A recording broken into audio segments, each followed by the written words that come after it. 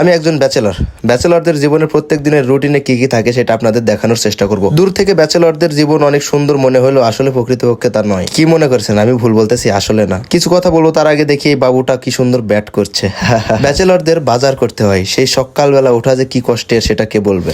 মন ঘুম থেকে উঠে গেলেও শরীর আর ঘুম থেকে ওঠে, তারপরেও ঠিক আমার মতো ঘুম থেকে কষ্ট করে উঠে চলে যাই বাজার। আর ব্যাচেলরদের বাজার একজন করতে গেলে হয় না। এই যে রাস্তার মধ্যে মাছ দেখা থেকে শুরু করে যত রকমের কাহিনী আছে ব্যাচেলররা করে। শুধু শুধু হেঁটে গেলে কি বাজার করা সম্পন্ন হয়? রাস্তার মধ্যে এভাবে ছবিও তুলতে হয়। দল ভেদে একসাথে বাজার করতে যাওয়ার মজাটাই আলাদা।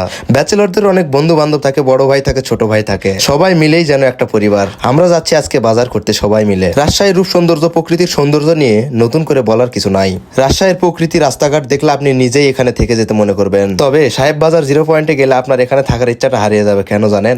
এখানে এত পরিমাণ মানুষ, আপনার মাথা নষ্ট হয়ে যাবে। একজনের চাপে আর একজনের স্যান্ডেল কোথায় যে হারিয়ে যায় এখানে বলার কিছু থাকে না।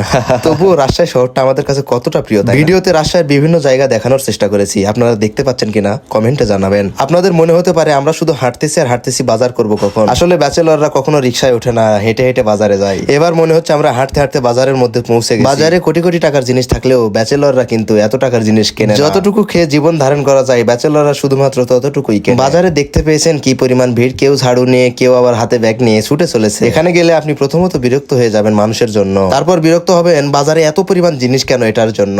রাস্তায় চলার মতো কোনো বুদ্ধি নাই, দোকানে মাল ধরছে না, দোকানের অভাব নাই, মালের কোনো শেষ নাই। এভাবে এগিয়ে যেতে থাকবেন, যত দূরে যাবেন তত বেশি বেশি জিনিস পাবেন। আর কম দামের জন্য তো পুরো বাজার আমাদের ঘুরতে হয়। 5 থেকে 7টা দোকান ঘুরে ঘুরে একটা জিনিস কিনতে হয়, কোথায় কম দাম পাওয়া যায় এটা যাচাই করার জন্য। বাজারে একজনের জন্য লিমিটেড পরিমাণ সবজি কেনা হয়, লিমিটেড পরিমাণ তরকারি কেনা হয়। দেখেন বলতে বলতে বাজারে সবজির দোকানে পৌঁছে গেছি। বাজারে আসলে আপনি হরেক রকমের মানুষ দেখতে পাবেন। কেউ বা ছাতি নিয়ে, কেউ বা সাইকেল নিয়ে, কেউ বা রিক্সায় চড়ে বসে আছে। একদিক থেকে যেমন সকালে ঘুম থেকে ওঠার সমস্যা, সেই দিক থেকে বাজারে গেলে কিন্তু আপনার মনটা ভরে যাবে হরেক রকমের জিনিস দেখে। আপনি কি চান আর কি নেবেন সবকিছুই আছে এই বাজারে। বাজারের নামটি কি জানেন? বাজারের নামটি হলো সাহেব বাজার, রাজশাহী। ফুটপাতে এত পরিমাণ জিনিস বসে, দোকান বসে, যেখান দিয়ে আপনি হেঁটে যাওয়ার মতো কোনো পরিবেশ পাবেন না। তবে এখানকার মানুষ কিন্তু খুবই ভালো। রাস্তায় এত পরিমাণ জিনিস পড়ে থাকলেও কেউ কোনো কিছু চুরি করে না। তো বর্তমানে আমাদের আপনার সাথে গল্প করতে করতে বাজার করা শেষ। এটাই আমার বাংলাদেশ। তো সবাইকে ধন্যবাদ, সবাই ভালো থাকবেন, সুস্থ থাকবেন।